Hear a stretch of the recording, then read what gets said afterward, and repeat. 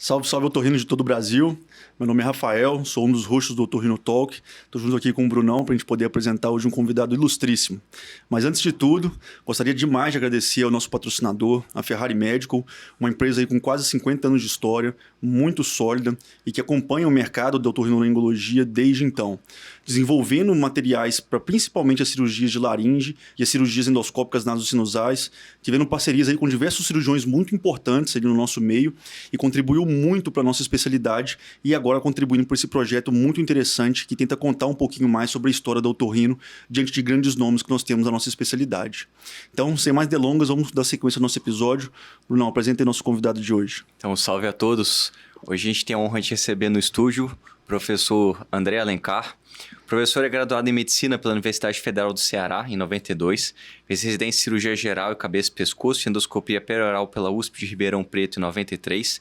Tem título especialista em otorrinolaringologia pela MB em 96, mestrado e doutorado pela Universidade Federal do Ceará em 2020 e 2022.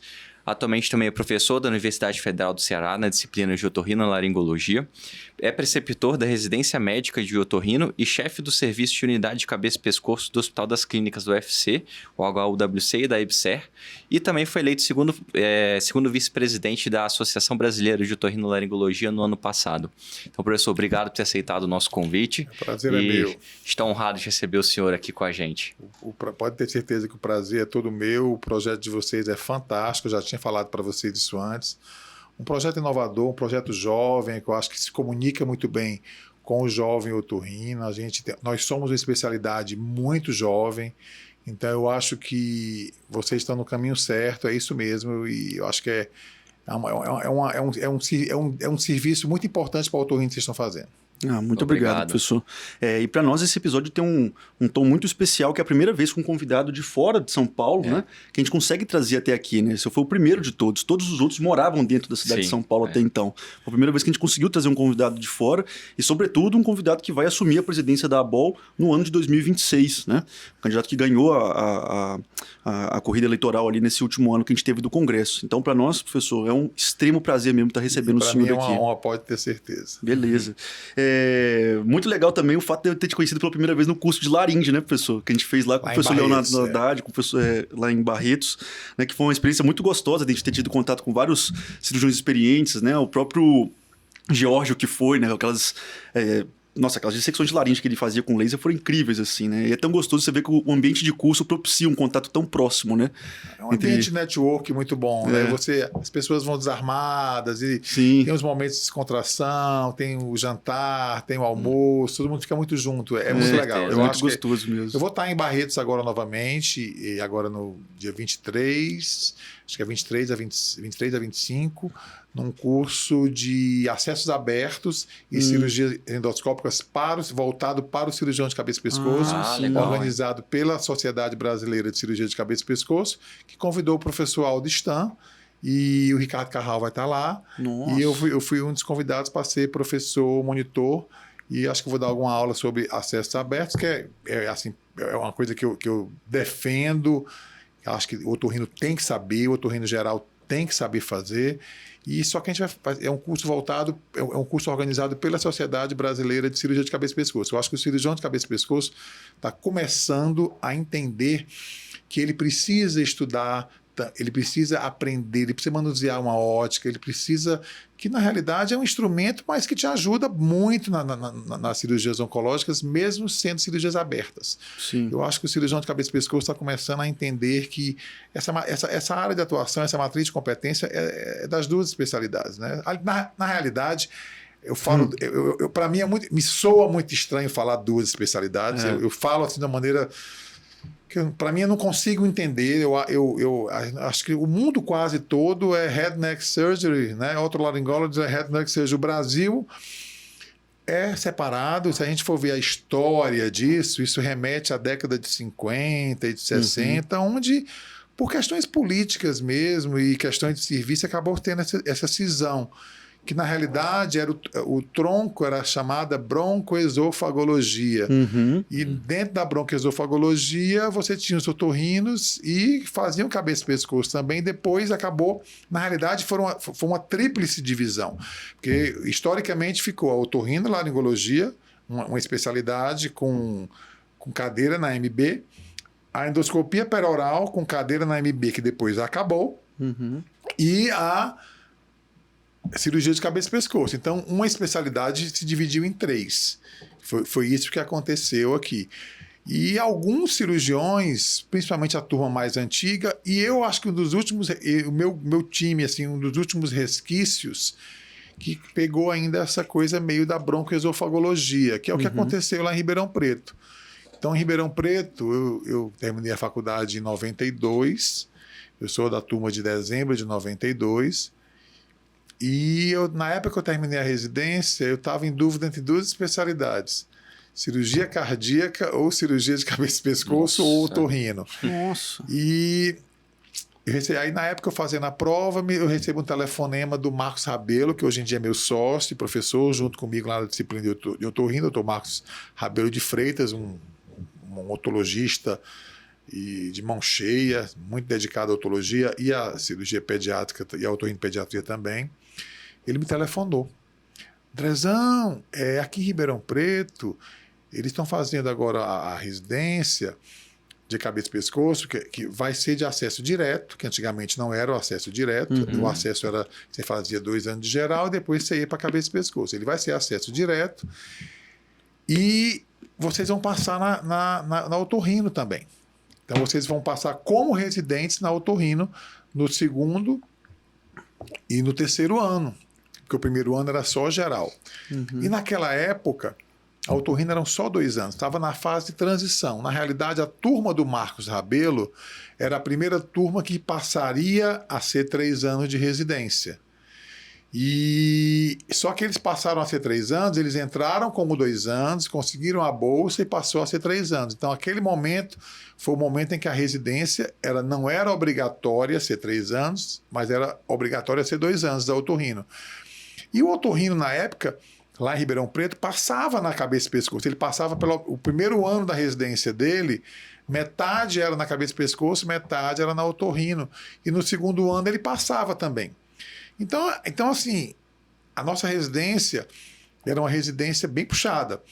Não era, hoje em dia, essa regulamentação da Corem, a gente não tinha muito isso na época. Então, não tinha essa coisa de 60 horas, era 80 horas, era 120 horas. Se fosse, eu trabalhava de acordo com a demanda, não tinha conversa. Então, a gente passei o 1º ano na cirurgia geral, onde a gente fazia, onde desse 1º ano você passava 1 ano, 6 meses você passava na cirurgia de trauma, e os outros você rodava em alguns serviços mais relacionados à cabeça e pescoço. No 2º ano eu rodava cabeça e pescoço e otorrino, no 3º ano cabeça e pescoço e otorrino, e no 4º ano só cabeça e pescoço. E tinha algumas coisas na época que eram muito da cabeça e pescoço. As micro de laringes eram muito da cabeça e pescoço. A cabeça e pescoço também fazia trauma de face. Então era uma residência que foram 4 anos de residência, mas que se mesclavam muito cabeça e pescoço e otorrino o tempo inteiro. Tanto que quando eu acabei a minha residência o meu título de otorrino veio primeiro, meu título da MB, primeiro veio de otorrino para depois vir da cabeça e pescoço. Eu fiz a prova em dezembro de 1996, na época era o professor Marco Mocelin, que era o presidente da ABOL, e passei foi na Santa Casa o concurso. Eu não me lembro bem, foi a primeira. Então foi na Santa Casa e fizemos a prova. Na época, eu não sei como é que está o modelo. Na época tinha a prova prática também, só que se você vinha de um serviço de residência que tinha residência MEC e você atingia um certo valor de nota na prova, você era dispensado automaticamente da prova prática, se você cumprir esses critérios. A interessante é que entrou o professor, eu não sei se foi o doutor, eu acho que foi o doutor, não sei, eu estou falando aqui do doutor Dolce, mas eu não posso dar certeza, mas era essa turma da BOL, que a maioria foram presidentes, o doutor Marcos Mocelin como presidente na época. Aí chamaram o nome de cada um, chamou o meu nome, mais o nome de outros colegas, e todos os residentes da cabeça e pescoço. Eu falei assim, nossa, não deve todo mundo ter tomado pau, todo mundo junto, né? Aí ele, não. Chamaram mais pessoas e falaram, não, gente, vocês tiraram uma nota acima da média, daquele corte que eles falam, e vocês estão dispensados da prova prática e vocês já podem se considerar com título de especialista em otorrino. Então, o meu título de especialista em otorrino veio primeiro do que o próprio título como cirurgião de cabeça e pescoço, que eu esperei ainda até fevereiro para acabar a residência, que era o meu título via MEC.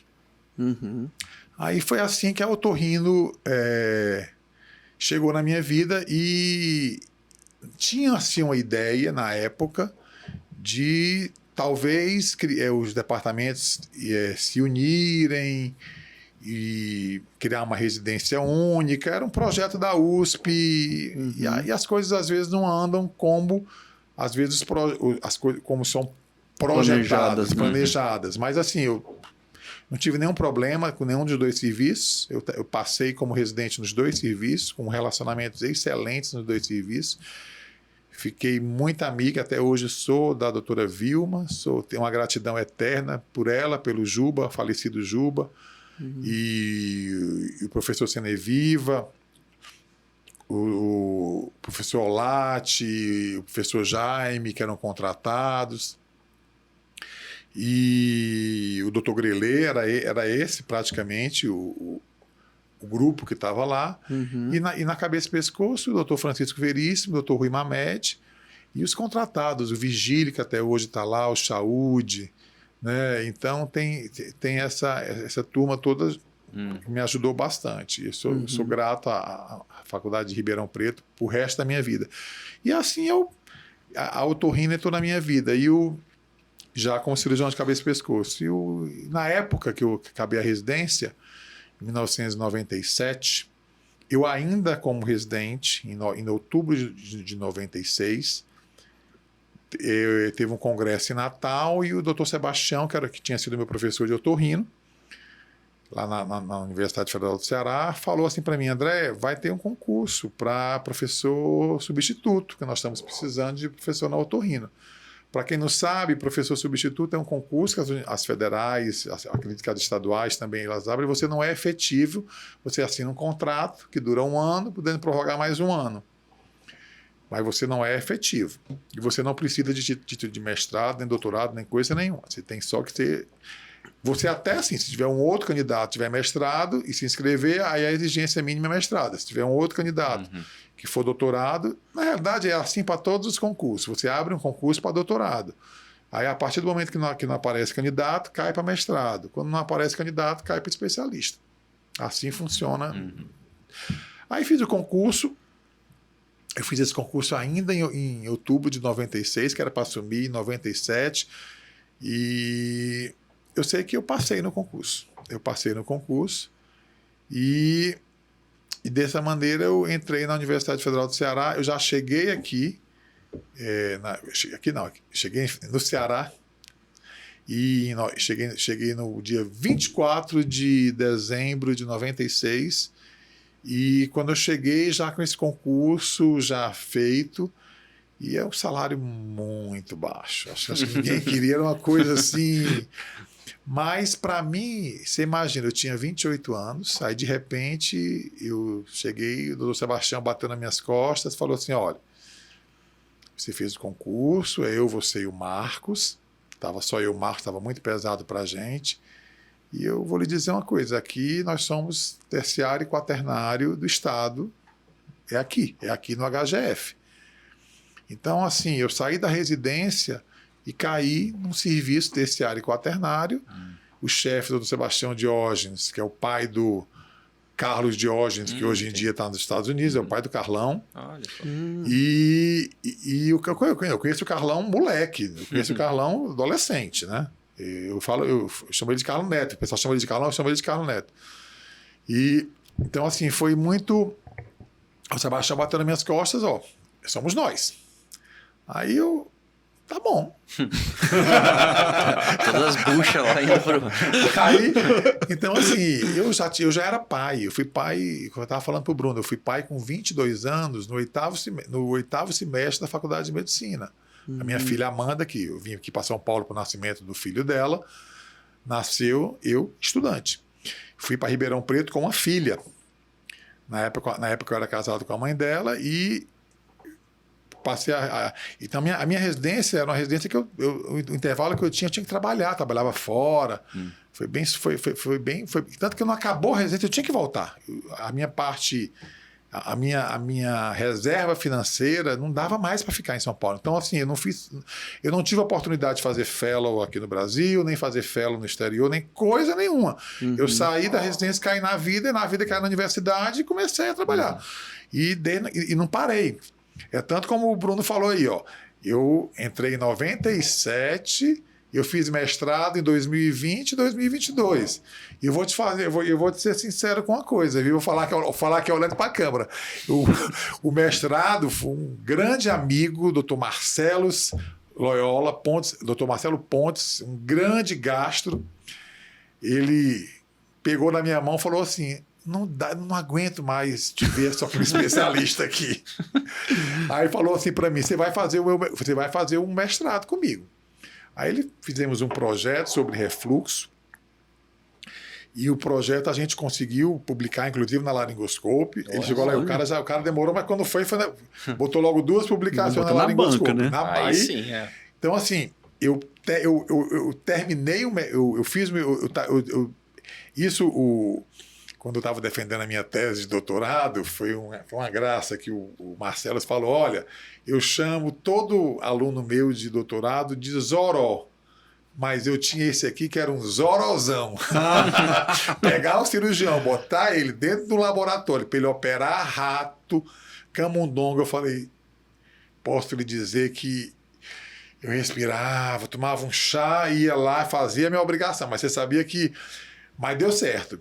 Mas, então, assim, eu comecei a trabalhar, então não tinha tempo. Eu tinha uma filha, daqui a pouco veio outra filha, eu tinha que trabalhar, eu tinha que fazer minha vida, e tinha universidade. Então, eu tinha muita coisa para fazer, que eu tinha que trabalhar ali. Então, eu não fiz fellow em canto nenhum, eu não fiz... Foi tudo na universidade e chegando nessas buchas. O doutor Sebastião tinha uma experiência muito grande. Ele não tinha muita laringe, praticamente eu que botei o serviço de laringe lá dentro da universidade, o Marcos mais com a parte de otologia.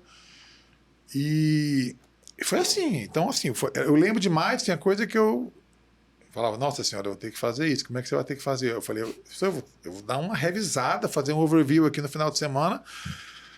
Semana que vem a gente opera. E aí ele bate nas minhas costas: tô aqui do seu lado. Eu falei: então, vai fundo. Então, eu já tinha uma experiência boa na residência com nasões de fibroma. Esses tumores, eu tinha a base que a residência me deu, mas a residência te dá aquela base sempre você com aquela pessoa que estava ali do seu lado. Então, de repente, eu saí eu sou grato a Ribeirão Preto, que deu uma mão cirúrgica muito boa. Só que eu saí de dezembro com uma pessoa responsável, para janeiro já ser eu responsável, já ser o meu CRM que estava envolvido ali. Um salto muito grande. Salto, foi assim, uma coisa bem assim. Eu lembro que Mas aí foi isso. Então eu comecei já tendo que começando. Não teve conversa. Mas o curioso, se eu contando a sua história, assim, que pelo menos eu consegui captar, né? A história do professor mostra tomada de responsabilidade muito precoces ao longo da vida, né? Totalmente. Tomada de responsabilidade gigantesca com ter uma filha durante a graduação. Exatamente. Tomada de responsabilidade com ter levado sua filha para lá. Imagina, gente, vocês estão reclamando aí de casa por conta de residência. Imagina você ter residência num outro estado com a filha para você poder criar e cuidar. É outra pegada, né, cara? É outra pegada de nível de preocupação. E depois, um salto absurdo de responsabilidade entre estar operando com o assistente do lado e você ser o assistente, tá tomando conta daqueles pacientes, né? E também, na hora que o senhor fala assim, fui fazer o mestrado só agora. Eu acho isso muito, muito bonito, né, cara? Porque não é linear, gente. Não é essa, não tem script as coisas, né? Que às vezes as pessoas acham sem assim, dúvida, poxa, tem que fazer residência, agora o fellow, emendar o mestrado, o doutorado. Cara, não é assim que funcionam as coisas. Não né? tinha tempo para eu não tinha como tinha que trabalhar. Eu tinha que trabalhar, como até hoje eu tenho que trabalhar. Né? Até hoje eu tenho que trabalhar. Eu sempre falo, eu sou do clube do sem herança, né? Tem aquele clube da turma que tem herança e o clube da turma que não tem herança. Sei bem, professor, como é que esse clube funciona. O meu cálculo é como... Eu venho de uma família que me deu... Eu nunca tive problema. Eu também não vou aqui falar. Eu tive zero problema financeiro na minha infância, zero problema financeiro na minha adolescência. Não sei o que é isso. Estudei em colégio particular a vida toda. Minha família é uma família que até bem conhecida, mas assim... Eu não era muito de... Meu pai era bancário. Só que meu pai era bancário numa época assim, que ele... O bancário na cidade, fui morar em São Luís muitos anos. Aí naquela época o cara mandava na cidade, né? Bancário naquela época abria o cofre do banco e dava o dinheiro para uma pessoa que tinha... Um empreiteiro, precisava pagar peão. Uhum. Você abriu o cofre, você tinha um cofre do banco, vai lá, paga, na segunda-feira você me traz o dinheiro de volta. Era assim que funcionava. Hoje em dia é impossível. Mas, então eu nunca tive problema, mas também assim, foi só até ali. Depois que você casou novo, eu tive essa ajuda, né? E depois tive a segunda filha aqui e depois Pera, você teve uma outra filha durante a residência? Não. Eu voltei para Fortaleza. Quando eu voltei para Fortaleza, nasceu a minha segunda filha. E o que eu sempre falo, meu casamento deu certo durante 12 anos.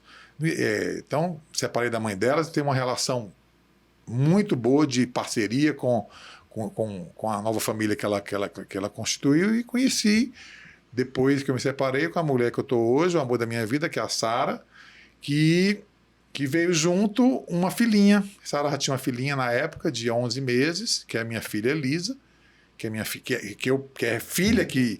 E aí, depois, a gente já casado há algum tempo, pensando aí, vamos ter um filho, não vamos, a minha mulher engravida de gêmeos. Nossa, Nossa, pessoal. Então, eu sou pai de 5 filhos. Nossa. Aí tem que trabalhar mesmo. Aí tem que trabalhar. Então, assim... não tem muita opção mesmo, não. Então, assim, sou pai de 5 filhos. Então, assim, eu sempre, a minha vida sempre teve esses detalhes e eu sempre fui levando. Assim, vamos lá e é isso. Não existe nada linear. A vida não é linear. A vida você tem que se adaptar às coisas que elas vão apresentando. E hoje em dia eu estou muito bem no meu casamento. A minha filha está aí, teve a minha segunda filha já é mãe, agora a mais velha foi mãe também.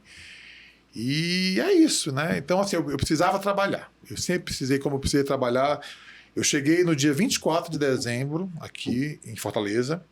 Cheguei à tarde. Aí passei o Natal com a família. Quando é dia 25, o meu guru, que talvez a pessoa que me introduziu na cirurgia de cabeça e pescoço, o Dr. José Wilson Meirelles da Trindade, muito conhecido na Academia de Laringologia. O Dr. Wilson é muito conhecido, é um grande laringologista. E o Dr. Wilson, ele tem hoje em dia o Hospital São Carlos, que é da Rede Dora hoje em dia. Era uma clínica São Carlos, era uma clínicazinha, só que a clínica São Carlos cresceu com pronto atendimento de otorrino. E ele me ligou, André, é o seguinte, não tem ninguém para ficar no pronto atendimento aqui da otorrino no dia 25. Aí eu falei, tá bom, se eu me dá o tempo, eu tava na Praia do Cumbuco. Eu falei, se eu me dá um tempo de eu tomar um banho, ir em casa pegar uma roupa e vou para aí. Eu entrei no Hospital São Carlos no dia 25 à tarde e eu acho que eu saí no dia 28. Tipo assim, não tinha ninguém para assumir, eu ia ficando e foi trabalhando direto. Então, o Dr. Wilson é um dos meus gurus. Eu trabalhei com o Dr. Wilson desde o 2º ano da faculdade. Eu comecei, como eu falei para vocês, eu entrei na Santa Casa como estagiário acadêmico, na época que eles chamavam, na cabeça e pescoço. Então, quando eu cheguei em Ribeirão Preto para fazer a residência de cabeça e pescoço, eu já fui meio que pronto. Eu já sabia fazer traqueostomia, esvaziamento cervical, porque assim, eu operava, eu era auxiliar dele desde o segundo ano de faculdade. Então, assim, eu era um aluno, como eu pus de faculdade, eu não era aluno de quadro de honra. Eu não ligava muito para isso, eu queria operar. Eu confesso que assim, se eu pudesse dar uma gaseada numa aula para ir para uma cirurgia, eu ia. Eu fiz muito isso, assim, de aquela coisa que não... Aquelas aulas que eu dava intervalo, acabava ali na hora do almoço, eu corria para operar. Então, férias eu ia para operar. Eu falei para ele, doutor Wilson, tem que marcar para 5 horas da manhã, porque 5 horas a gente começa às 5, termina às 8, eu vou para a faculdade. Tá ok? Ele tá ok. Mas, assim, terminei minha graduação muito bem, sempre, assim, sem nenhum problema assim, passei na residência de cara, de primeira, passei na época em primeiro lugar na residência em Ribeirão Preto, mas sempre fui um cara de centro cirúrgico. Desde o começo, eu sou cirurgião, assim, tanto que eu cheguei em Ribeirão Preto, lá a gente não tem muito essa cultura das atléticas, aqui vocês têm muito, né? Tem bastante. Ribeirão Preto é uma cidade quente, né? Então, só que é uma cidade quente, só que assim, é quente na época do verão, na época do inverno faz frio na madrugada, depois esquenta. E eu lembro demais que eu tinha que prescrever 5 horas da manhã, eu não tinha muito agasalho, porque eu não usava agasalho aqui, eu não levei para lá. Eu chegava morrendo de frio. O pessoal da Atlética, nossa, o Andrezão aí tá com frio. Me deram eu tenho um agasalho até hoje da Atlética, com o meu nome, que os internos davam para mim, porque eram os acadêmicos que chamavam lá, né? Eu era o queridinho dos acadêmicos. Por quê? Porque quando era traqueostomia, eu falei, não, pode fazer que eu já sei fazer. Acesso central, o pessoal hoje em dia faz com ultrassom. Não, fazendo não. No couro e na raça mesmo. E eu passei muitos anos na Santa Casa como estagiário acadêmico. E, inclusive, tinha o estagiário, na época, tinha uma bolsazinha pequena. Você fazia um concurso e ganhava uma bolsa para ajudar o médico plantonista. Então, passei acho que uns 4 anos lá dentro da Santa Casa como estagiário acadêmico da Santa Casa de Fortaleza. Então, eu sempre fui muito dentro de hospital. Então, a cabeça e pescoço, a otorrina entrou na minha vida por isso, que entrou a cabeça e pescoço, através do Dr. Wilson Meirelles. E junto do Dr. Wilson Meirelles, do Dr. Monteiro, o Dr. Ayrton, o Dr. Mourão, essa era uma turma muito boa, a turma que vinha lá do AC Camargo, a turma do INCA, estava toda lá na Santa Casa. Que eram os 2 principais centros formadores da nossa geração. Centros formadores. Então, assim, esse mundo, eu lembro que eu ainda acadêmico, um congresso que teve lá em Fortaleza, eu conheci o Jat Shah, eu ainda acadêmico, eu lembro demais dele, ele muito simpático. Eu teve esse congresso de cabeça e pescoço lá no Hotel Otton, e o Jat Shah, eu acadêmico, e o Dr. Wilson, André, estamos aqui, cabeça e pescoço tem muita dificuldade de recurso para fazer congresso, eu preciso que alguém leve, seja o motorista Jat Shah. Eu falei, não, eu sou o motorista Jat Shah, serei eu, não tem problema. Então, aí depois outro curso, veio o Charrá. Então, assim, a cabeça e pescoço eu era muito dentro da cabeça e pescoço. Então, a otorrino ela veio, porque o Dr. Wilson era muito próximo dos otorrinos, e o Marco Rabelo, desculpa, na época me ligou, falou, André, vai ter uma residência aqui. Ele já estava lá. Que é muito do teu perfil, cara. É mais ou menos o que tu tá. Porque eu tava com a ideia assim: eu vou fazer cabeça e pescoço, ou otorrino, ou fazer otorrino e cabeça e pescoço. Eu sabia que eu ia fazer as duas. Eu sabia, o doutor Wilson falava muito isso para mim: não faça só cabeça e pescoço, faça cabeça e pescoço e otorrino. Olha só que legal. Ele já tinha essa mentalidade. Ele já dizia isso para mim. Você tem que fazer as duas. Então, só que na época eu já era pai. Eu falei, nossa, mas eu não posso fazer 2 anos de cirurgia geral para depois fazer cabeça e pescoço, para depois vou passar 6 anos. Tem certas coisas que ficam inviáveis do ponto de vista prático, né? Mas aí apareceu essa oportunidade e as coisas foram acontecendo. Tudo na minha vida foi acontecendo e vai dando certo. É engraçado também ver como é que foi feita essa cisão lá atrás e, querendo ou não, ela começa a ficar cada vez menor, né? Se você pegar o professor Leonardo Haddad, que vai ser presidente agora em 2025, ele também é otorrino, cirurgião de cabeça e pescoço. O senhor que vai ser no ano subsequente a ele, também é. O professor Márcio Abraão, que também já foi presidente, também é otorrino, cirurgião de cabeça e pescoço. Né? Nós temos então tem vários colegas, exemplos, né, de colegas que são. Né?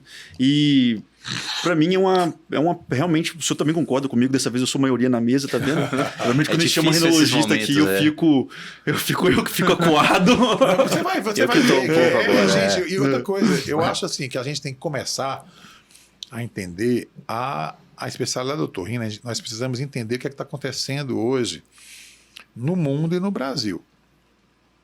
Se você pega a matriz de competência da otorrino, que foi a última atualização ainda na gestão da professora Vilma, se você olhar aquilo e de lá para cá, quando tiver a próxima atualização, que deve estar ocorrendo a qualquer momento, porque você fica o coitado do residente vai ficar apavorado. Ele vai dizer: como é que eu vou em 3 anos dar conta disso tudo? Eu acho complicado. Eu não escondo a minha opinião, que eu acho que está na hora da gente começar a pensar num projeto de aumento do tempo de residência. Eu acho que isso aí tem que ser feito. Eu acho que 3 anos para o que a otorrino hoje em dia oferece e exige do residente, eu acho muito pouco tempo. Eu particularmente acho pouco tempo. Eu acho que para mim uma das grandes questões que envolvem esse tema é o seguinte. O primeiro ponto, isso é um ponto bem pessoal meu, acho que talvez vou ter pessoas que discordam de mim, não sei se o senhor vai concordar comigo. Eu reconheço que a subespecialidade no otorrino ela deve existir mesmo em grandes centros acadêmicos, mas eu acho que eu não concordo muito com a subespecialização dentro do otorrino para todo mundo, em geral. Também não. Eu não acho que isso faz bem para a especialidade como um todo e para as pessoas que estão querendo aí cair na vida poder trabalhar. Também não. Todas as pessoas que eu conheci que são otorrinos cirurgiões de cabeça e pescoço, não tem lugar no Brasil que não tem espaço para elas. Eu assino embaixo, você pode questionar qualquer pessoa. Não tem lugar que não cabe essa pessoa. Porque você se torna uma pessoa tão resolutiva, um profissional tão resolutivo, né? Capaz de enfrentar qualquer coisa mesmo, né? Você pensar que o senhor... um pouco do medo, né? Você perde totalmente essa questão do medo. E o seu leque cirúrgico fica assim, mas é uma coisa gigantesca, abismal, né? Se você quiser operar todos os dias, mais de um caso por semana, você vai conseguir fazer, dependendo do lugar onde você estiver. E eu acho que é importante ter subespecialidade? É importante. O cara que vai fazer implante coclear, ele tem que se dedicar muito àquilo se ele quiser. O cara que quiser fazer uma cirurgia endonológica mais complexa também tem que se dedicar mais àquilo. Mas eu acho que essa subespecialização... excessiva, antes de trazer uma formação cirúrgica básica, porque, poxa, tem gente que termina a residência e não sabe dar um pão de pele como otorrino. Isso é verdade, poxa. Eu tem gente que não tem essa experiência. Eu concordo plenamente com você. Eu acho assim, eu acho que os médicos, a gente está vivendo uma crise muito grande na medicina por vários motivos. E esses vários motivos levam... Nós sempre queremos jogar a culpa de alguma situação nossa em alguém. Então, esse é fato. Então, assim, eu acho que esse termo, assim, a proletarização da medicina é uma coisa que vem de muito tempo para cá. Vem acontecendo. E o que é que acontece? Eu acho que nós temos que ser mais pragmáticos. Os médicos precisam ser mais pragmáticos. A gente precisa ser mais inteligente, jogar o jogo político. A gente não pode assumir partido nenhum, por político nenhum, por nada. Nós temos que ser pragmáticos nas nossas pautas. E a gente tem que ser pragmático nas nossas pautas, independente de quem esteja no poder. Porque hoje em dia, não só esse governo, outro governo, alguns governos piores, outros governos menos ruins, mas eles nos veem como commodities. Nós somos commodities, nós somos... médico é uma coisa que... Saúde é a pedra no sapato de qualquer prefeitura no Brasil. Então eles querem a resolutividade. Então, eu acho assim, que eu concordo com você, eu acho que o super especialista, ele serve para grandes centros. Eu acho que tem que ter. Tem que ter mesmo. Inclusive, as residências deveriam ter bolsas para isso. Sabe? O que é que eu acho? Eu acho que, hoje em dia, do jeito que está e o nível de leque da especialidade que atingiu, eu acho que 3 anos, mesmo para o otorrino geral, dá para formar? Dá. Mas eu acho que a gente poderia já pensar numa extensão de 4 anos, é o que eu imagino. O básico, isso não é uma coisa do dia para a noite, isso é um processo que tem que ser desenhado e feito. E deixaria esse 5º ano, que é para o super especialista dentro da área, que é um cara que vai ter que é aquele cara que vai ser preciso nos grandes centros. Um cara super especializado em implante coclear, um cara super especializado na rhinologia e base de crânio, um cara que é cabeça e pescoço. E aí você vai separando, né? Assim como na pediatria, na foniatria, na medicina do sono, nós temos muita coisa para fazer na otorrino, que realmente. Só que assim, a gente tem que entender que boa parte dos otorrinos, ele precisa da formação básica mesmo. Primeira coisa, a otorrino precisa recuperar a clínica. A otorrino é uma especialidade clínica cirúrgica. E a clínica da otorrino é uma clínica linda. Eu acho assim, a gente precisa se aprofundar mais nisso, a gente precisa nos dar valor. Eu não sei se acontece aqui em São Paulo, mas o que é que está acontecendo lá em Fortaleza? Gente, a pediatria hoje, ela deu um salto à pediatria. Pediatra bom não atende mais convênio. Pediatra bom só atende particular, com direito a um retorno em 15 dias. A partir daí já é outra consulta. O que é que está acontecendo? Quem é que está atendendo as crianças que estão com infecções respiratórias recorrentes, que estão com tosses crônicas, com pneumonia? É os otorrinos. Aí o que é que está acontecendo? Não consegue mais marcar uma consulta com o pediatra por nenhuma operadora, ou então é muito difícil. Está todo mundo indo para o otorrino. Então o otorrino, de repente, ele criou aquela cultura da consultinha rápida, daquela coisa do peazão. Isso desvaloriza a gente. Consultinha, justamente. A consultinha rápida, gente. Nós somos... a pessoa quer me dizer que um otorrino não é um imunologista? É um imunologista. E eu sou um defensor que a gente pegue essa onda, essa vibe, a gente se aprofunde na imunologia.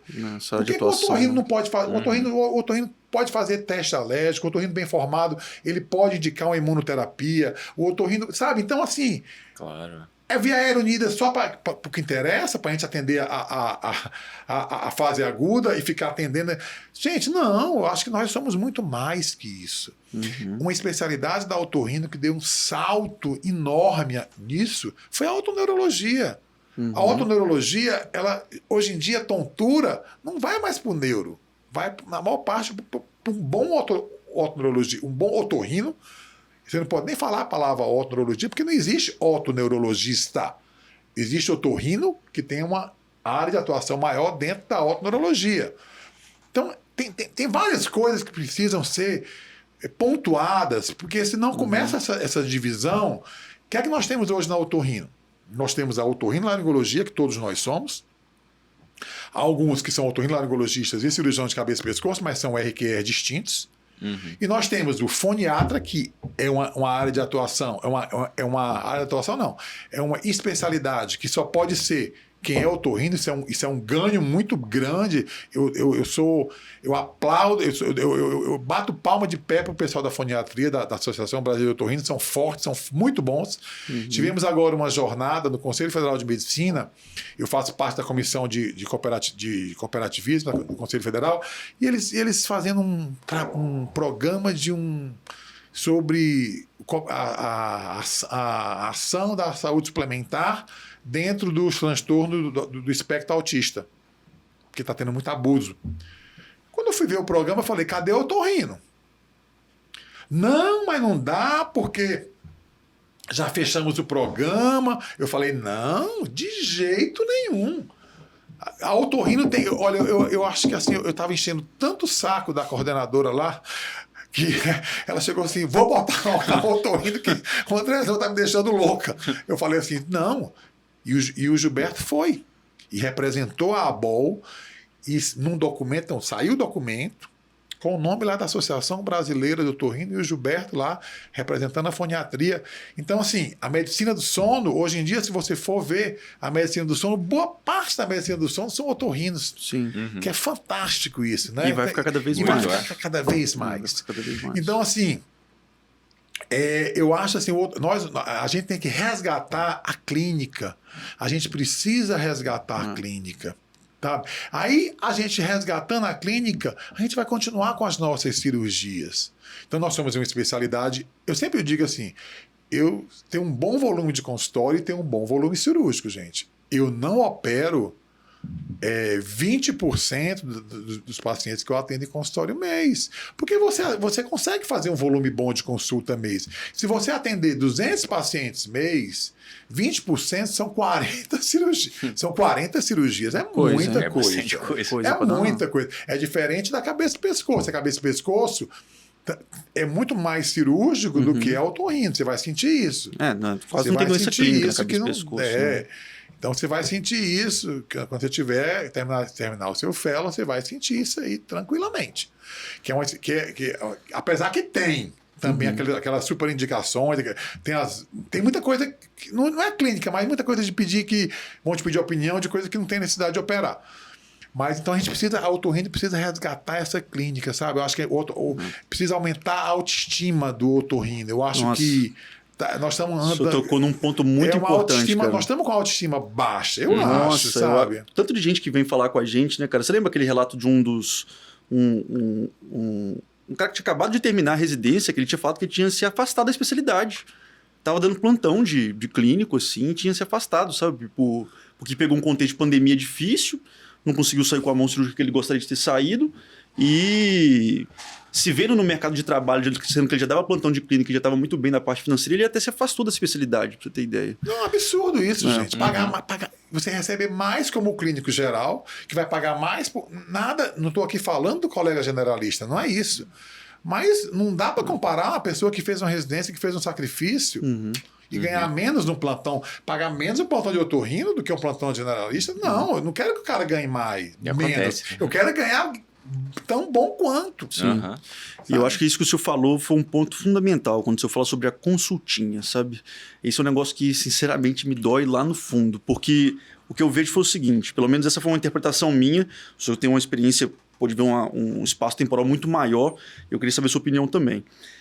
A gente se acomodou muito quando a gente está falando das operadoras de saúde, porque a operadora de saúde, no primeiro momento, ela parece que te traz facilidade, porque ela te traz muito doente. E aí a gente começou a ver que, poxa, a consulta é baratinha, né? Mas se eu fizer naso, dá uma melhorada. A consulta é baratinha, mas se eu botar uma áudio aqui, dá uma melhorada. A consulta é baratinha, mas se botar isso, dá uma melhorada. Só que esse era um caminho sem volta. Porque ele começou a diminuir o preço da sua propedêutica, daqui a pouco ele começa a pacotizar, fala assim, não me importa o que você fez com esse paciente ou não, o preço é esse. Né? E dali começou a deteriorar-se. Né?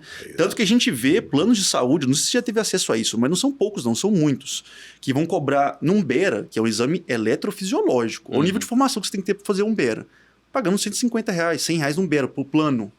Né? Então, assim, eu senti que nossas propedêuticas foram se deteriorando também a esse passo. E pegando esse gancho, né, que a gente sabe que dentro da sua plataforma de como agora futuro presidente, né, o senhor falava muito disso de defesa profissional e honra dos honorários médicos, né? Professor, eu sei que não existe resposta fácil para isso, mas assim, o que na sua cabeça, de uma pessoa que tem tanta experiência, pensa a respeito disso e quais são as soluções que o senhor vê assim, para a gente? Assim, a minha história dentro do trabalho com honorários, ela começou há mais de 25 anos atrás. A nossa cooperativa de otorrino, agora em abril, no dia 6 de abril, completamos 25 anos de atividade. E antes da cooperativa de otorrino, eu fazia parte da cooperativa de endoscopia, que lá em Fortaleza ela engloba todas as endoscopias perorais mais a colonoscopia. Então, assim, nós temos a mesma negociação para as laringoscopias, para as broncoscopias, para as endoscopias digestivas e para as colonoscopias. Então, se uma operadora vier querer reduzir honorários, pacotizar com a laringoscopia, ela perde a endoscopia digestiva, a broncoscopia e a colono. Então, a gente se uniu, eles não mexem. E foi uma batalha. Eu fiz parte da segunda diretoria da Copend, que é a Cooperativa de Endoscopia, e a gente foi denunciado de cartelização, denúncia no CAD, ameaça de prisão. Nossa. Do advogado ligar e falar assim, vai pro hotel tal, na praia, fica dentro do quarto, até sair o habeas corpus preventivo. Era desse nível.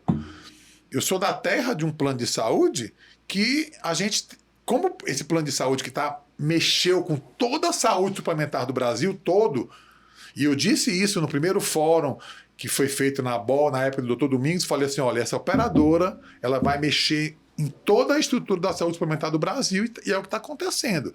Se juntando, onde ela chega, ela aniquila. Então, assim, e fizemos a cooperativa. É o melhor dos mundos? É a bala de prata? Não. Não é a bala de prata. Ainda estamos trabalhando com a tabela CBHPM 2018, que a gente não pode nem chamar de tabela, que é referência. As pessoas não sabem que a CBHPM tem 20 anos, ela não é regulamentada e nenhum plano de saúde é obrigado a aceitar.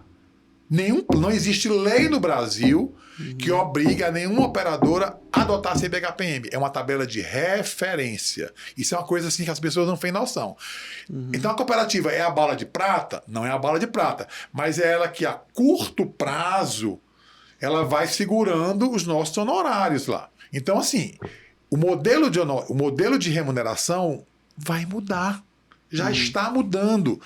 O Fee for Service, que é esse modelo que você atende um paciente, pede um exame, como você falou, toda a propedêutica, você tem liberdade para pedir todos os exames, aí você dá um diagnóstico, você vai solicitar a cirurgia, tem toda a codificação na tabela CBHPM, você é codificada, aquilo passa por uma análise de auditoria inicial e vai ser liberada a tua guia e você vai receber por aquilo. Esse modelo vai acabar. Professor, só para o pessoal que é mais jovem poder entender, o que significa CHBPM?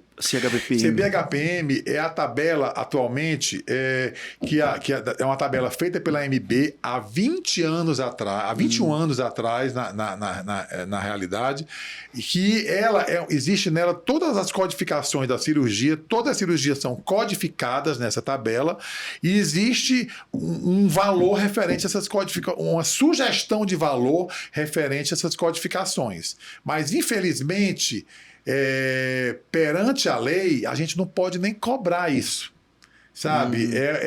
Cobrar que eu digo assim, usar a palavra tabela, é uma referência. Entendi. É uma referência, entendeu? Então, é uma coisa que a gente teve um ganho, porque antigamente a gente tinha a tabela da MB, que era para o CH, era uma coisa... Vocês nem pegaram isso. Que aí era uma coisa que era... Como a inflação comia o dinheiro da gente, a CH aumentava de acordo com a inflação, era bem complicada. E a MB criou a CBHPM há 20 anos atrás. Agora, o nome agora depois a gente vê até o nomezinho aqui me fugiu a memória o significado do nome, mas entenda. O modelo hoje que eu estava falando é esse modelo Fee for Service, para quem não entende. Vocês, os jovens doutorandos que vão se formar, quando você faz um contrato com a operadora, ainda é o Fee for Service, que é você ganha pelo serviço que você realiza. Pronto. E você é auditado, aquilo ali vai auditado e você vai receber por aquilo ali. Só que os modelos de remuneração vão mudar. Aí, quais são os modelos de remuneração que existem? Eu vou explicar rapidinho cada um. Capitation. Antigamente, se você pegar, talvez você pegue até postagens minhas que eu demonizava o capitation. Hoje não é que eu defendo o capitation, não defendo. Mas a gente não pode demonizar uma coisa que a gente pode utilizar a nosso favor. Porque como vai mudar os modelos de remuneração, o que a gente pode tirar de bom do capitation para a gente? Vamos lá. O capitation, ele é como é que funciona o capitation? Você dá um exemplo. Deficiência auditiva. Bruno e Rafael vão serem escolhidos para definirem qual a porcentagem de crianças ou adultos têm deficiência auditiva. Então, vocês vão contratualizar com aquela operadora que vocês vão atender aquele número X per capita de pessoas para fazer a audiometria. Mas você vai ser contratualizado para aquilo especificamente.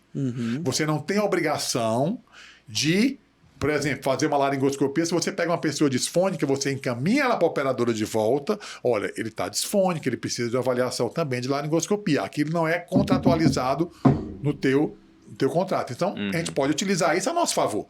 Não vamos falar assim, não quero, não. Não adianta ir com essa agressividade em cima da operadora, porque eles têm mais poder que a gente, porque tem muito mais médico aí, eles vão querer. Então, assim, não adianta, a gente tem que conversar.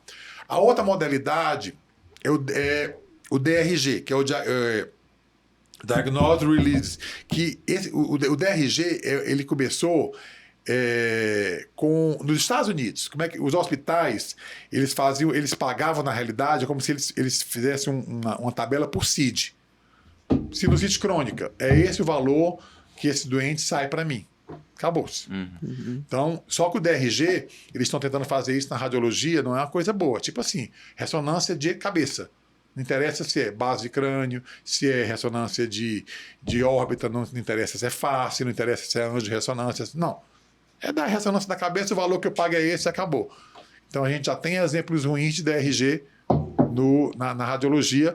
Não é uma coisa que a gente tem que. Precisa conversar.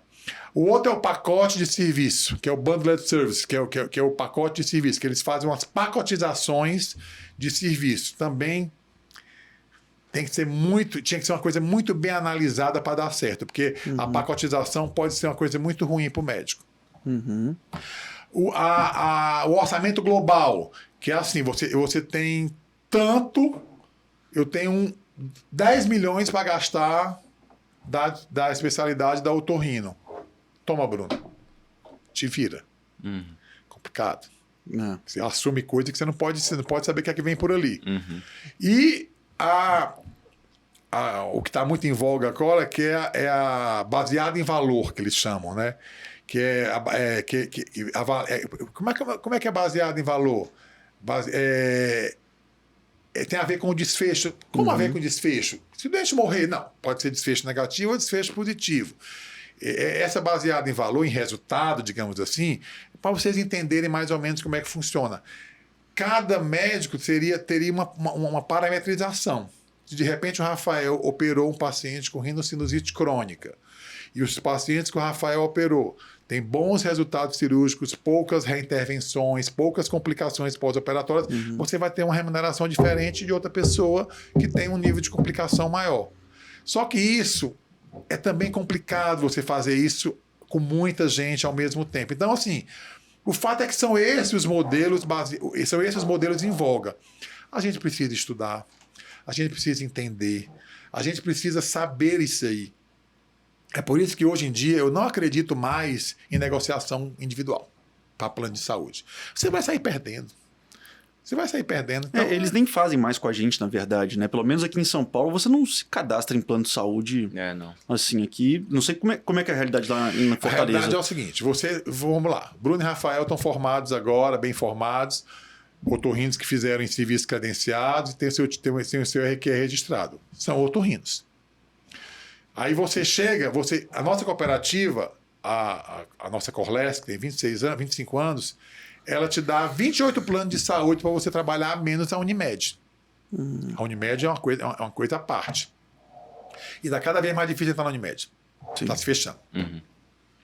Então, você tem 28 convênios que você vai faturar no seu nome. Você vai faturar no seu nome. Por meio da cooperativa. Por meio da cooperativa. Tem custo, você paga a taxa de administração, tem os impostos, mas a gente está trabalhando com a tabela, boa parte com a tabela CBHPM 2018, com algumas 2016, algumas 2017, algumas 2018. Se eu salvo me engano, eu acho que eu não estou. Não são nem todas, a maior parte. Mas só que tem um detalhe. Mesmo essa de CBHPM 2016, por exemplo, é 2016, 2017 com reajuste. Então, quando você joga o reajuste, ela chega praticamente no valor da de 2018. A Associação Brasileira de Otorrino fez um trabalho que a gente conseguiu melhorar os portes cirúrgicos nessa tabela CBHPM 2023 e 2024, porque a 2023 não saiu no livro. 2024, que já na impressão 2024 já vence. Se você for comparar, melhorou muito. A pessoa fala, não adianta de nada, porque as operadoras não vão aderir. Gente, se elas não quiserem aderir nem a 2010, elas não são obrigadas. Elas não são obrigadas. Elas podem botar o preço que elas quiserem, infelizmente. Porque não existe uma lei que obrigue a operadora a assumir isso. Não existe. Essa lei no Brasil não existe. mas é mais gordura para queimar. Eu falei, a gente tem que dar gordura para queimar, é mais gordura para negociar. Então, se você tem uma tabela que você trabalha com 2015 e você já tem uma 2024, você pode, olha, se você não quer me dar a 2024, pelo menos me dá 2016 com reajuste, 2017 com reajuste anual. Então, a cooperativa nossa, a gente tem reajuste anual. Uma das coisas boas da cooperativa é que todos os contratos são apenas anuais. A cada ano você tem reajuste. É o melhor dos mundos? Não é. Temos problemas? Temos problemas. E o grande problema hoje é essa questão das OPMEs, né? A gente tem que parar de achar que a nossa cirurgia vai ser valorizada por um monte de OPME que você fica pedindo. Mas muito cuidado com isso, gente. Esse não é o caminho. Esse não é o caminho. Esse bolo é um bolo único que depois vai ser dividido. E na hora de cortar, corta da parte honorária. Então, assim, eu acho que a gente vai ter que um projeto meu que eu estou querendo começar no segundo semestre agora. Esse é um projeto pessoal que eu tenho, a minha mídia já está sabendo disso, eu já conversei com eles, que eu vou fazer isso junto com a Sociedade de Otorrino, com a cooperativa e com a OCB, que é a organização que reúne todas as cooperativas no Brasil, para a gente fazer mini-fóruns inicialmente virtuais mesmo, entrando em contato com as sociedades regionais de otorrino e falar, ó, chama o pessoal aí para a gente explicar o que é que está acontecendo. As pessoas têm que entender o que é que está acontecendo. As pessoas não estão entendendo. Esse ponto que o senhor falou, eu acho bastante relevante. Por exemplo, se eu for da cooperativa, né? O cooperativismo, ele é um fundo-chave quando você pensa nessas melhorias de trabalho, né? Que é basicamente você pensar que são pessoas que têm uma formação em comum e têm objetivos em comuns, que é o poder melhorar seus próprios honorários. Então, ela é fundamental. Um exemplo que eu gosto muito de citar, que você deve até conhecer também, por exemplo, a cooperativa de cirurgia de cabeça e pescoço que tem na Bahia, né? Eles são extremamente organizados, unidos. Eles têm teto e piso para... Teto não, no caso, né? Piso para procedimento, inclusive para o SUS, né? Eles imprimem as próprias demandas deles em cima do SUS e em cima das operadoras de saúde. É óbvio que, num país onde 30% da população está concentrada basicamente num único estado, né? Então São Paulo vai operar sobre uma ótica um pouco diferente, na minha concepção, pelo menos. Mas eu não acho que a realidade do restante do Brasil seja tão diferente assim. E eu acho que se a gente pega uma especialidade que no último censo de demografia médica tem 8.200 CRMs ativos, dos quais 7.900 são duplicados. Tem mais de um CRM em um estado. Na verdade, nós temos 8.100 RQS e 900 duplicado. Cai para 7.200, mas no cálculo da minha cabeça, nós já somos mais de 7.500 otorrinos. Sim, provavelmente. Se você pegar isso, tirando que 50% dessa massa de otorrinos mora no Sudeste, gente, não deve ser tão difícil assim de se organizar nos outros estados do país. Pelo menos essa é a impressão que eu fico. E é isso que a gente quer fazer. Eu acho que se tiver no mínimo... São Paulo, na realidade, nesse ponto... seria a nossa última fronteira. Sim. A gente quer fazer o trabalho primeiro periférico para a pressão chegar e fazer, olha, gente. Mas olha, eu estava conversando isso com o Bruno. A Jornada Paulista de Anestesia terminou semana passada. A Jornada Paulista de Anestesia, gente, ela é um congresso que ela acaba sendo. Ela é assim. Com brasileiro de anestesia. Com brasileiro de anestesia. Tem gente que vem para a Jopa e não vai para o brasileiro de anestesia. Enfim, teve uma mesa sobre cooperativismo. Por quê? Tradicionalmente, como é que funcionava a anestesia aqui em São Paulo? Os grandes grupos. Então, se você entrava naquele esquema meio de pirâmide. Você entrava no grupo, mas você trabalhava... Enfim, não estou aqui criticando, era assim que o jogo e assim é jogado. Eles estão com dificuldade. Porque começa a ter muita gente, a turma jovem começa a não aceitar mais certas imposições, graças a Deus. E... o dumping. O grande problema é o dumping, gente. É você oferecer um serviço que já tem um grupo fazendo por um preço mais barato. Então, assim, a cooperativa, ela consegue segurar o dumping. Lá em Fortaleza, principalmente, que ela consegue segurar o dumping. E ainda tem um detalhe. Nós temos alguns hospitais do estado, um do estado e do município que tem contrato com a cooperativa. Então, assim, tem um hospital, tem um serviço lá em Fortaleza, que é o Leonardo da Vinci, que é um hospital do Estado, que foi comprado na época da pandemia. Hoje em dia tem otorrinos, jovens otorrinos, que trabalham lá pela uma tabela da CBHPM paciente SUS, por produtividade. Não tem concurso, mas é tanto que na época eu até fui até um pouco, às vezes, fui até mal interpretado no grupo, mas depois as coisas esclareceram. Eu falei, gente, não, eu quero que funcione, mas eu acho que não deve entrar ninguém que tenha Unimed. Para mim, assim, quem tem Unimed não deveria. O meu pensamento de cooperativismo é o seguinte: quem tem Unimed de cara já não pode entrar, porque você já tem um benefício de ter Unimed. Segundo, quem está com tempo de serviço também não deve entrar. É para turma jovem. Esse tipo de trabalho é para o jovem, não é para quem está. Quem já está com o mercado de trabalho, vá correr atrás do seu mercado de trabalho. Não é, eu bato muito na cooperativa, gente. Vamos deixar esse mercado para o jovem. O jovem é que precisa. Agora, eles fizeram um concurso CLT, muito provavelmente vai virar tudo seletista. Mas a cooperativa serve até para isso. A cooperativa serve para a gente fazer contratos com o Estado, com o município, para determinados serviços. Aquilo eu falei, não é o melhor dos mundos, mas olha, não precisa ser cooperativa, pode ser sindicato. Você falou aí na Bahia, eu faço parte da Unimed, que é uma cooperativa, faço parte da Copend, de endoscopia. A Corlesse agora tem uma quarta. Nós fundamos a nossa sociedade de cirurgiões de cabeça e pescoço no Ceará. Já fechamos com a CAMED, tem mais outro convênio que vai fechar. Então, assim, os nossos modelo da Bahia. Então, a gente está fazendo essa mesma coisa na cabeça e pescoço lá no Ceará. Então, assim, precisa de... A gente tem que sair da cadeira, gente. Ficar a inércia nesse momento hoje é o pior dos mundos. Eu estava falando com o Bruno, Rafael, que falei, vou falar uma coisa que vocês não sabem nem o que é. Código 7. Ele falou, nunca ouviu falar nisso. Código 7 era uma tabela.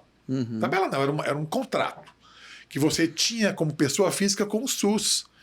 Para isso, você tinha que ser cadastrado num hospital que fizesse serviço para o SUS. Você operava, recebia pelo Código 7 na sua conta, não passava pelo hospital, o hospital não ficava com o seu dinheiro. Então, na época, se vocês pegarem otorrinos antigos, o pessoal falava que trabalhava, teve gente que só trabalhava pelo SUS. Código era SUS e consultório privado. Pagava bem. Então, assim, o que eu acho que a gente pode... As pessoas reclamam muito, na defesa profissional mudam as lamentações, né? Então as pessoas reclamam muito, né? Não fazem a defesa profissional, a ABOL não faz nada para o associado. Gente, a ABOL ela tem um regimento, ela é regida por leis federais. A ABOL jamais pode fazer qualquer tipo de contrato ou de qualquer tipo de intermediação por honorário. Não pode. Tem sociedade que está até hoje lutando na justiça contra multas altíssimas. Que o CAD foi lá e multou com sede... com a apreensão de bens da sede. A ABOL não pode fazer isso. O que a ABOL pode fazer, o que a gente pretende fazer cada vez mais, é dar suporte jurídico, contábil e orientação. Olha, você pode fazer assim, você pode fazer assado. Não vai por esse caminho, porque esse caminho você vai se dar mal. A ABOL não pode montar um departamento de honorários. A gente não pode fazer isso, porque senão a gente é multado. O risco deve ser fechado. Então, as pessoas precisam entender primeiro qual a função do CRM, qual a função do CFM, qual a função do sindicato. Eu acho que é esse o meu projeto, para as pessoas entenderem e o papel delas no meio disso tudo. Porque tudo isso tem um papel... E eu não posso esperar que as coisas aconteçam se eu não me movimentar. Então, assim, a ABOL precisa... é o projeto que eu quero fazer, eu tenho essa ideia de mostrar o que a ABOL pode fazer. A ABOL pode fazer muita coisa. Então é muito importante a valorização da nossa associação. A gente tem hoje, nós temos um número de... de 10% a 15% de pagantes, né? Assim, nós temos... Eu não sei, acho que é um pouco mais, porque eu calculei assim, nós temos, na minha eleição, eram 4.300 pessoas aptas a votar. Se a gente tem 250 vagas MEC e mais ou menos umas 70 vagas... ABOL, dá 320. 320 vezes 3 em 3 anos dá 960, quase 1.000. Esse, que é residente. Então não tem RQE, não é otorrino. Então dos 430, vamos botar 900 não são otorrinos, são residentes. Cai para 3.400. Você bota aí uns 200, 300 que são remidos, cai para 3.100, 3. Vamos botar 3.200. É quase 50%. 50% que tá pagando. Então a gente precisa resgatar essas pessoas de volta para a sociedade para elas entenderem que agora, mais do que nunca, essa é a importância da associação, de estarmos juntos para a gente traçar estratégia. E uma das coisas que eu pretendo fazer não é censo, é demografia. Censo é uma coisa, demografia é outra. Censo é você pegar e contar. Tem tanto, eu tô rindo, tanto no estado, tal, acabou, ponto. Demografia, não. Eu quero saber. Lógico, aí, o censo de quantos otorrinos tem no Brasil, em qual cidade, em cada cidade por 100 mil habitantes. Eu quero saber quanto ganha. Eu quero saber se tem consultório próprio. Eu quero saber se tem casa própria, se tem carro próprio, se tem emprego público. Sim. Eu quero assim, que o otorrino tenha essa confiança de passar esses dados para a gente. Se a gente não conhecer o perfil do nosso associado, a gente não consegue fazer nada. Quem não tem dados não faz nada. Você não consegue, como é que eu posso propor alguma coisa que eu não sei? Então, assim, a gente tem que parar de sair do acho por fato. Então, eu acho que ciência é uma coisa. Demografia é outra. Então, é tanto que o IBGE faz o censo demográfico. Você vê que ele não vai contar só a quantidade de... Quando você vai responder o IBGE, você um monte de pergunta que você responde, que vai do seu... Ali é o censo demográfico. Censo demográfico é isso, é você saber... Eu preciso saber, gente, quais são as aspirações, o que é que ele quer, porque senão a gente fica trabalhando, patinando. Disso que o senhor falou, acho que um dos principais é a sociedade, realmente, ela tem muitas coisas que ela pode fazer, né? Ninguém nega isso. Mas coisas que realmente vão ser, do ponto de vista pragmático, eu gostou bastante de reiterar aqui, o pragmatismo ele só acontece em núcleos menores, né? Quando a gente está falando de núcleos estaduais ou núcleos até dentro da própria cidade. Você já captou o que eu falei. Isso, o pragmatismo só vai acontecer ali. O que eu acho que daria para fazer, né? Não sei se o senhor concorda e pensa igual. O que dá para fazer é, identificando esse perfil demográfico, porque, gente, quando vocês pegarem um ciência de demografia médica, vão deixar até disponível no vídeo do YouTube. Eu já li aquilo ali várias vezes. Eu adoro ler aquilo ali. Cara, a quantidade de estados que não chegam a ter 100 otorrinos com RQE dentro de um estado, não é possível que essas pessoas não conseguem concordar que querem a melhor. Não tem condição. Tem muitos estados, não são poucos não. Muitos. Os estados centro-oestes ali, ó, quase todos não chegam a 100. Tirando Brasília. Distrito Federal é uma coisa. Sim. A concentração é igual a São Paulo. O resto não é. Não é, cara. Não é possível. Totalmente diferente. Né? Totalmente diferente. Não é possível que a gente não consegue fazer com que essas pessoas concordem de que elas têm que ganhar melhor de alguma forma. E, gente, outra coisa, não dá para comparar o interior do estado do Nordeste, algum estado do Nordeste, que tem uma população pobre mesmo. É pobreza extrema, gente. É servil, vive do município. Não era nem para ser município, para falar a verdade. Sim. De um interior de Goiás, do interior de Mato Grosso, que tem fazendeiro, que tem... às vezes é um município pequeno, mas é gente com muita propriedade, que circula um volume de dinheiro que daria para a pessoa. Eu também concordo com você. Eu acho que você falou tudo. Vão ter idiosincrasias de cada estado. A gente tem que trabalhar no periférico. A gente não vai conseguir fazer nenhum movimento se não trabalhar no periférico. A gente tem que trabalhar perifericamente. E aí, do periférico a gente vai para passos maiores. Então, é essa a ideia nossa. Assim, uma das coisas que eu acho muito importante é a gente fazer visitação dos estados, sabe? Assim, tipo assim, chegar e falar assim, ó, você vai na Bahia, sabe? Você chega lá e vai conversar assim, pra gente saber, a gente precisa entender. Mas eu acho que assim, a BOL, ela trabalha muito, a BOL trabalha muito mais do que as pessoas imaginam. Então, assim, eu acho que as pessoas precisam entender, as pessoas precisam se doar, as pessoas precisam se inscrever. Agora nós estamos gente, com eleição para segundo vice, para várias comissões. A gente precisa que os jovens entendam isso e vão lá para dentro para dar sugestões, para dar o gás, para dar aquela oxigenada, porque não é só a BOL, é toda organização precisa disso, dessa oxigenação. Então, a gente tem uma especialidade, uma associação super séria, super forte, respeitada nacionalmente.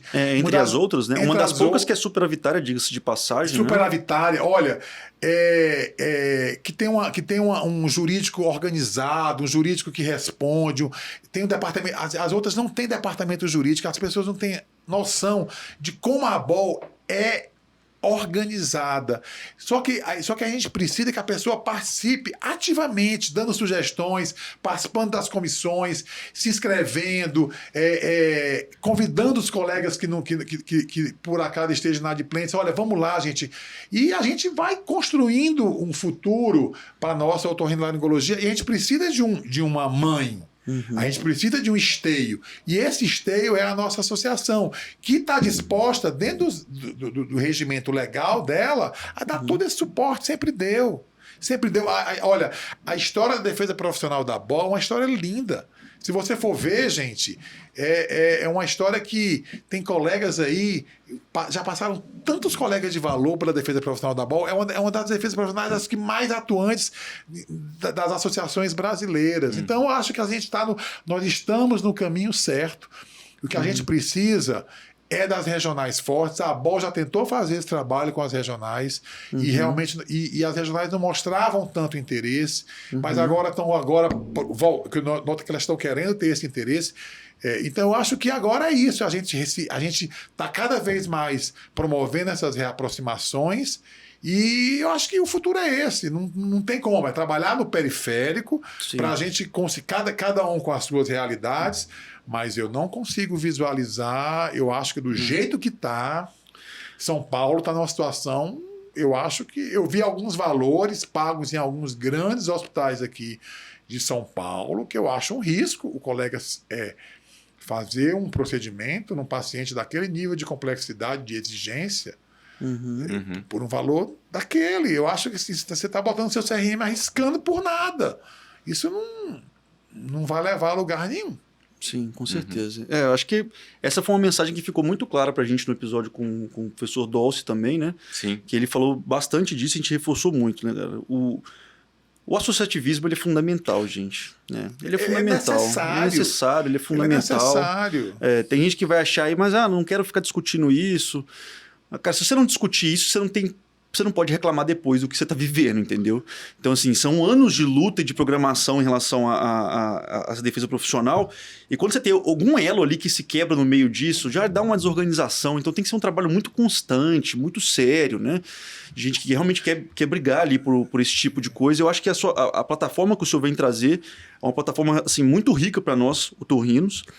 E a ideia de ser algo descentralizado, vindo da periferia para o centro, para mim é a chave. Eu nunca vi atitudes centralizadoras resolverem alguma coisa em certo nível, mas quando é descentralizado, é só você tentar pegar, sei lá, no meio lá do Amazonas, Pará, outros estados quaisquer.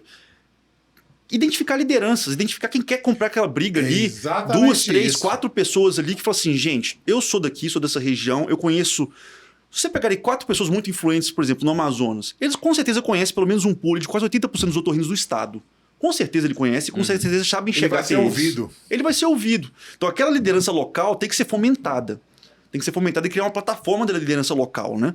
E ali, conseguindo fazer isso, eles conseguem juntar as pessoas em torno deles e dali pra frente fazem projetos magníficos, igual o senhor tá fazendo ali, né? Os senhores têm piso e tabela para endoscopia peroral, tem piso e tabela agora para cabeça e pescoço que vocês vão começar a criar, para otorrinolaringologia, né? Isso é uma plataforma excelente para um cara que acabou de sair do mercado da residência, poder falar assim, cara, o que eu vou fazer da minha vida? Vem com a gente.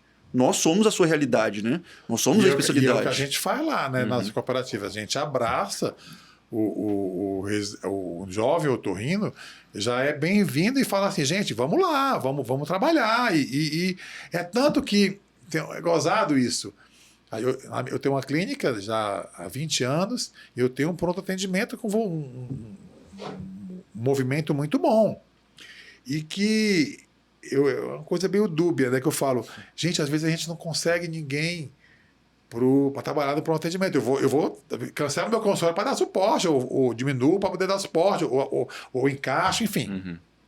Aí eu falo, gente, é por causa da cooperativa. Porque o cara, ele pega, vai para um bairro um pouco mais distante, para uma clínica que não tem... Qualquer clínica que você chegar, que não tiver otorrino, se você for lá atender como otorrino, você vai ter paciente. Se tiver pediatra, clínica, vai ter. Então, as pessoas vão fazendo isso. Então, isso aí, eu falei assim, vendo por esse lado, eu fico feliz. Eu falei, tá bom, ninguém precisa estar tutelando ninguém. Lá no Ceará não se tutela ninguém. Isso aí eu posso dizer. Não existe tutela. Você vai trabalhar na minha clínica, o cara trabalha na minha, trabalha no meu concorrente, trabalha no meu colega, e assim. Lá ninguém pega no cangote, ninguém não. Lá o otorrino é livre, leve, solto, para trabalhar aonde ele quer, no hospital que ele quer, do jeito que ele quer, e tem funcionado muito bem. Para mim, eu prefiro, eu acho que funciona bem. É tanto que agora está tendo o Congresso Cearense de Otorrino, agora eu não pude ir para o nascimento do meu neto, estava até falando isso com o Bruno. E eu não participei de nada da organização. Eu estava na comissão, mas eu nem para reunião. Eu falei, gente, não vou. Depois eu fui falar com o Vitor, que é o atual presidente. Eu falei, Vitor, foi proposital aquilo. Eu fiz proposital. Eu não quis participar, porque não é justo com vocês. Fui 3 anos, tive 3 mandatos como presidente da BOL, da Scorlep, desculpa, da Associação Cearense Otorrino. Então, tive 3 mandatos seguidos. Já cumpri meu papel. Eu não tenho que estar mais me metendo nisso. Eu não tenho mais estar aqui me metendo em sucessão. A não ser que seja uma pessoa assim que realmente eu note que a pessoa vai destruir a sociedade. Aí eu vou ter que... A gente pode até fazer um grupo e vai intervir. Mas a coisa natural é com vocês agora. Agora é na mão de vocês. E os meninos, olha, eu tô orgulhoso de longe. Eu falei, eu participei hoje o dia todo de aula, amanhã tem mais. Falei, gente, eu tô orgulhoso que tá um negócio assim lindo, sabe? Tem vários colegas, o Fabrício tá lá, o Arthur também foi, o Felipe Félix do Rio, o Danilo Sigla... Vários outros colegas estão lá, estão assim, sabe? Outros colegas do Nordeste. Tá bem legal, tá bem movimentado. O pessoal do Autoneuro. Então tá muito legal. Tá muito bacana, sabe? Tudo organizado pela turma jovem, pela pessoas altamente qualificadas. Então a gente tem essa coisa a sucessão do Ceará já está feita, já está desenhada, sem precisar ninguém se meter. Ótimo. É naturalmente que vai, e é assim que eu acho que tem que ser. Deixa a coisa correr, deixa o rio correr, ué. Com certeza. Né? Que bom, né? É assim que funciona. Nossa, que ótimo, professor. Nossa, foi uma conversa muito legal, né? Acho que fugiu... E muito aprendizado pra gente também. Sim, né? muito, cara. Porque é um tema bastante sensível. Afinal de contas, o órgão mais sensível nosso é o bolso, né? De se convir com isso. É um tema muito sensível, porque mexe com isso, mexe sobre futuros nossos, sobre sonhos nossos mesmo.